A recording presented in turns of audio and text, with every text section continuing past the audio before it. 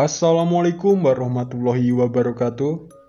Apa kabar sahabat Derry Horror Mystery? Kali ini saya akan membawakan sebuah cerita, yaitu pendakian mistis di Gunung Salak. Oke, buat teman-teman yang belum subscribe, silakan subscribe dan jangan lupa nyalakan loncengnya agar tidak ketinggalan video terbarunya. Terima kasih dan selamat menikmati. Oke, tanpa berlama-lama kita langsung lanjut ke cerita horornya. Jadi, beberapa bulan lalu, tepatnya bulan Juni tahun 2019, setelah lebaran Idul Fitri, biasanya Tanu, disebut saja namanya Tanu ya. Dia adalah anak yang mempunyai hobi naik gunung bersama teman-temannya. Dan pada waktu itu, Tanu juga mengikuti sebuah komunitas pendaki gunung RAS 1910 yang berada di daerah Jakarta Timur dan beberapa gunung yang sudah pernah ia daki bersama komunitas gunungnya. Dan sudah menjadi tradisi di keluarga besar si Tanu, yaitu ketika lebaran adalah berkumpul bersama keluarga dan kerabat yang bertepatan di tempatnya abahnya si Tanu ini yang berada di daerah Kuningan, Jawa Barat.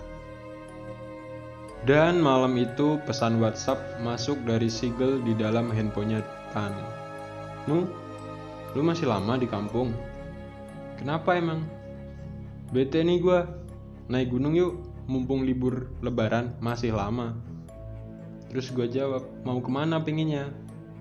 Dan temen gue ini ngejawab, pengen ke Gunung Salak. Gue kan belum pernah ke sana. Ya udah, langsung gue jawab, besok gue balik Jakarta, ajakin yang lain ya bro.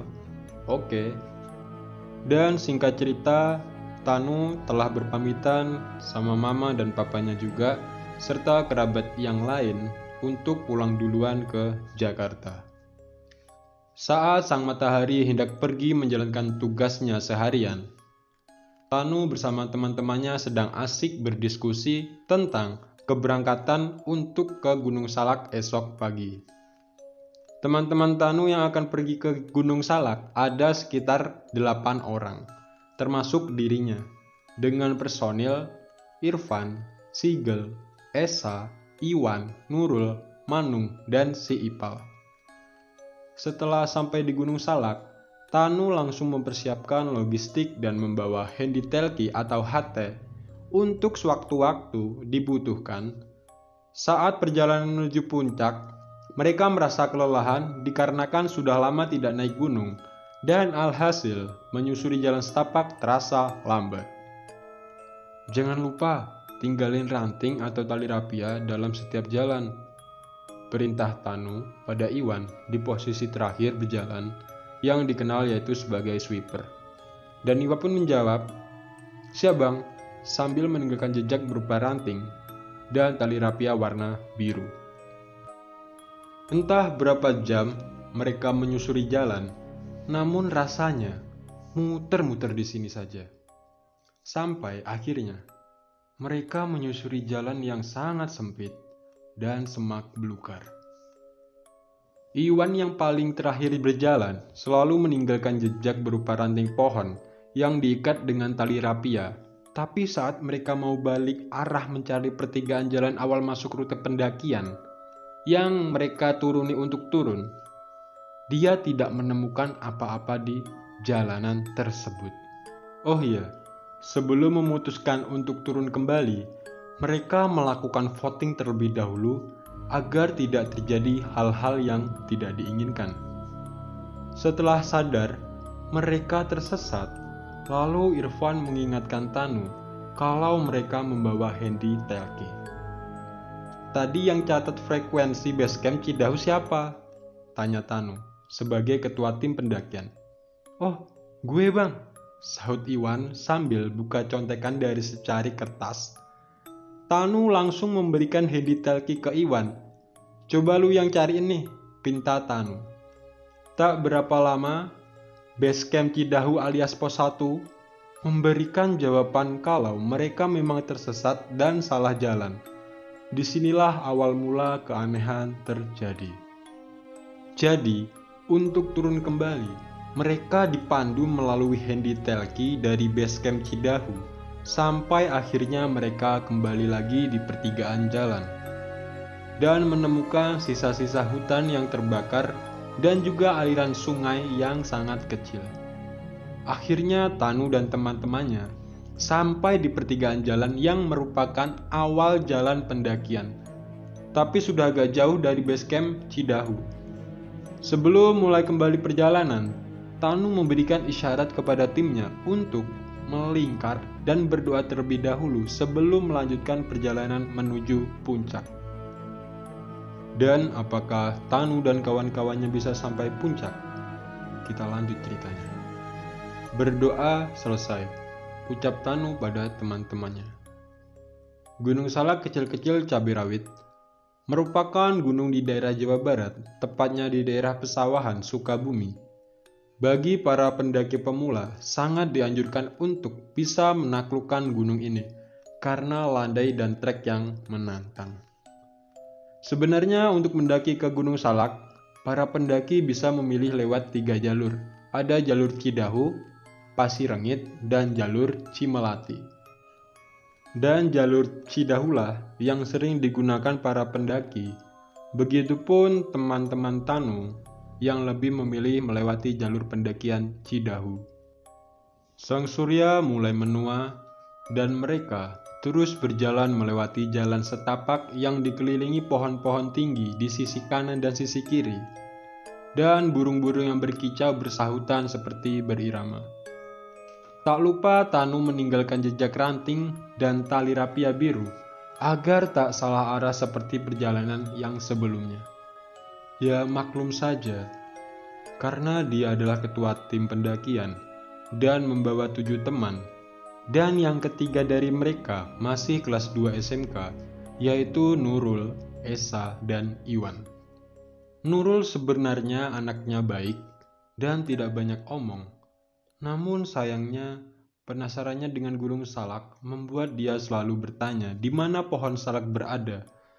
Dia pun bertanya pada Tanu yang sudah 3 kali mendaki Gunung Salak tersebut. "Bang, lu udah 3 kali kan naik ke gunung ini?" tanya Nurul penuh penasaran, dengan tengok kanan kiri mencari pohon salak. "Iya, emangnya kenapa?" jawab Tanu datar sambil beberes tasnya. "Mana pohon salaknya sih? Kagak ada kayaknya. Namanya aja salak, sampai turun lagi belum kelihatan pohon salaknya." Dan si Tanu pun menjawab, "Udah yuk lanjut lagi. Jangan lupa berdoa dalam hati ya," imbau Tanu kepada teman-temannya. Alhamdulillah, trek yang kita lewati benar. Semoga masih belum kelelahan saat sampai di atas. Lirih Tanu dalam hati menenangkan dirinya sendiri. Dan tiba-tiba, saat memasuki waktu maghrib, mulai kembali peristiwa aneh terjadi. Irfan yang semenjak sore kelelahan, namun ia sangat ingin kembali melanjutkan perjalanan dengan kondisi gerimis. Tak lama si Saigel ikut juga berkomentar untuk sekalian mendirikan tenda di tempat itu. "Ah elah, udah lanjut aja bang, ngapain sih berhenti lagi?" ucap Irfan pada semuanya. "Lu itu yang udah kelelahan dari tadi, jalan aja paling lambat, malah kami yang pelan-pelan nungguin kamu," timpal Manung sambil memeragakan jalannya Irfan. "Masa? Salah lihat kali lu, orang gue jalannya cepat begini." "Bang, sekalian aja mendirikan tenda di sini. Palingan di atas nanti kontur tanahnya juga sama kayak di sini. Di sini konturnya kurang datar. Kita cuma bawa 2 tenda loh, buat kapasitas 6 orang. Halah, sok lu. Petentang-petenteng baru ke Gunung Salak 3 kali juga, kayak paling bener aja." "Iya, emang kenapa? Masalah buat lu. Lu mau di sini silahkan, kami semua mau lanjut perjalanan nunggu gerimis reda," hardik Tanu dengan pongahnya. Tanu yang ngerasa cukup berpengalaman sebagai ketua tim yang pernah mendaki Gunung Salak untuk yang ketiga kalinya, tidak ingin mendirikan tenda di situ selain bukan tempat yang biasa dia dirikan tenda. karena kontur tanah yang terlalu bergelombang, apalagi areanya sangat sempit, untuk mendirikan tenda yang berkapasitas 6 orang. Dan sedangkan mereka hanya membawa 2 tenda saja. Debat pun tak terhindarkan, hingga akhirnya mereka melakukan voting dan memasang flysheet di situ, yang diikatkan pada pohon satu dengan pohon lainnya. Flysheet semacam terpal, namun bahannya lebih ringan, biasa digunakan untuk berteduh jika para pendaki sedang kehujanan. Setelah perdebatan itu, mereka terdiam 1000 bahasa tak bergeming sedikit pun, seakan menikmati hujan angin yang deras juga gelapnya malam. Hanya ada lampu senter yang terikat di kepala yang menemani mereka berada di jalur pendakian. "Woi, kalian pada kenapa?" ucap Tanu membuka percakapan. "Capek apa lapar?" "Dua-duanya bang," sahut teman-temannya. "Ya udah, kita istirahat aja dulu di sini. Waktu juga hampir maghrib nih." Ngobrol-ngobrol sambil seruput kopi. "Jangan pada diem aja ya kalau lapar. Kedinginan dan kelelahan, takutnya nanti kalian semua itu terkena hipotermia." Nurul, salah satu teman Tanu, tak ingin berhenti di situ. Padahal di hari awal, dia sudah sangat kelihatan sangat kelelahan. "Yuk, bikin teh dan ganjil perut di sini dulu." Saat sedang ganjil perut tersebut, kondisi cuaca yang tadinya gerimis malah menjadi hujan angin. Tanu menyuruh teman-temannya untuk terus berdoa agar mereka dimudahkan sampai puncak dan kembali lagi ke rumah dengan selamat. Dan sayangnya hujan tersebut malah semakin deras dan tak kunjung mereda. Iwan yang dari tadi diam saja berkata pada Tanu bahwa dia merasakan hal yang aneh di tempat ini. Namun dia tidak ingin menceritakan ke teman-teman yang lain.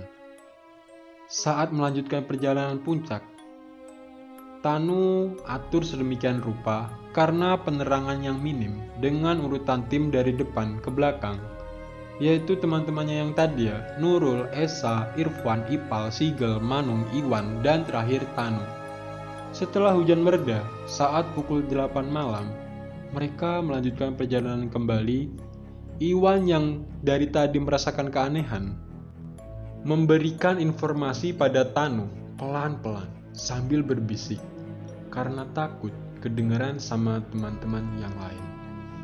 Iwan seperti mematung, tanpa ada kata-kata yang keluar dari mulutnya. Begitupun teman-teman Tanu yang lain. Iwan yang sejak tadi mengalami keanehan saat sampai di tempat tersebut, dia mendengar ada suara kereta kencana, suara gamelan, dan ada banyak orang memenuhi tempat tersebut. Kayaknya gunung ini jauh dari perkampungan deh. Tapi kok ada suara gamelan kayak orang hajatan ya? Padahal ini sudah di ketinggian 1000 mdpl. Dan itu adalah batin Iwan yang merasa aneh dengan tempat tersebut.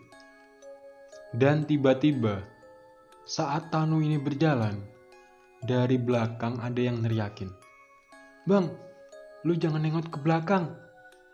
"Emang kenapa, Wan?" "Tepat di belakang lu ada yang ngikutin kita." Dek, pantesan dari tadi bulu kuduk gue merinding, gumam Tanu.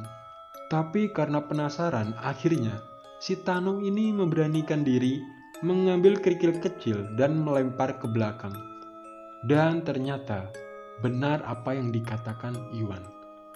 Ada suara orang berdehem di belakang Tanu.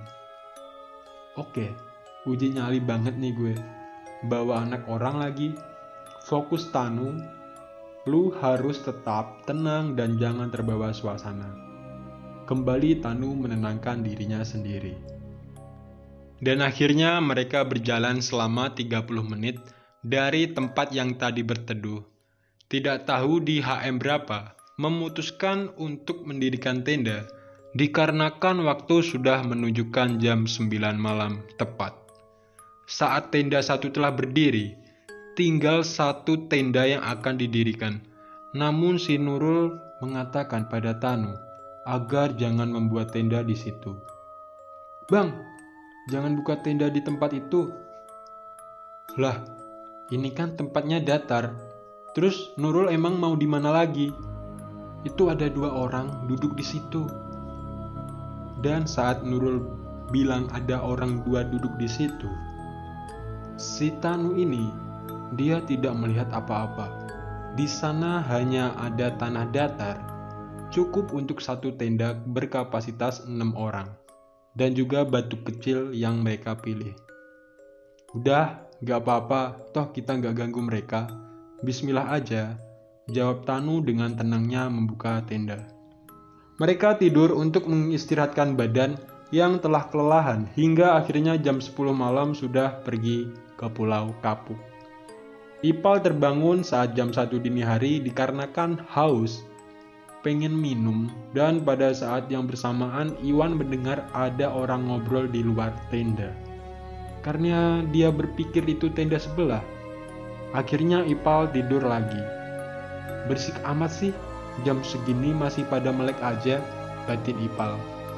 Keesokan harinya, pagi setelah sang surya mulai malu-malu munculin dirinya, Tanu dan teman-temannya bergegas merapikan tenda serta bersiap-siap untuk pergi sampai ke puncak. Dan sesampainya di puncak, kami bertemu dengan banyak tim pendaki yang melewati jalur yang berbeda. Di antaranya adalah tim pendaki dari Bekasi Utara berjumlah 9 orang. Karena Tanu penasaran, dia bertanya pada salah satu anggotanya, "Bang, semalam hujan angin ya? Mana deres banget lagi." "Hah? Masa? Nggak hujan bang, malah cuman gerimis kecil aja, nggak ada angin kenceng," ucapnya dengan penuh penegasan, sambil mencolok teman yang lain untuk mengiyakan kalau semalam cuma gerimis kecil. Teman satu tim dengan orang yang Tanu tanyakan pun menjawab bahwa tidak ada hujan deras disertai angin seperti yang dikatakan Tanu. Alamak, berarti semalam kami beneran diikutin. Dan di saat sampai base camp Cidahu itulah Iwan menceritakan bahwa di saat hujan deras disertai angin, Iwan mendengar suara kereta kencana lewat. Seperti banyak suara orang yang berlalu lalang, ada makhluk lain yang mengikuti kami dari belakang dengan suara berdehem berkali-kali. Juga ada orang ngobrol di luar tenda saat mau memasang dan saat mereka telah tertidur. Saat pendakian menuju puncak setelah hujan deras, Iwan melihat kepala orang di belakang Tanu. Pada akhirnya Tanu dan teman-temannya mengucapkan syukur bisa turun gunung dan pulang selamat sampai tujuan. Dan itu adalah cerita pendakian mistis di Gunung Salak. Jadi buat teman-teman, jika sedang melakukan pendakian, harus lebih berhati-hati agar tidak terjadi hal-hal yang tidak diinginkan. Dan jangan lupa terus berdoa agar Allah selalu melindungi kita. Dan itulah cerita yang bisa saya sampaikan. Terima kasih sudah mendengarkan. Semoga sahabat Diary Horror Misteri terhibur. Dan jangan lupa terus dukung dan support kami dengan cara subscribe, like, dan komen. Dan jangan lupa nyalakan loncengnya. Terima kasih. Saya Dika Andrian. Assalamualaikum warahmatullahi wabarakatuh.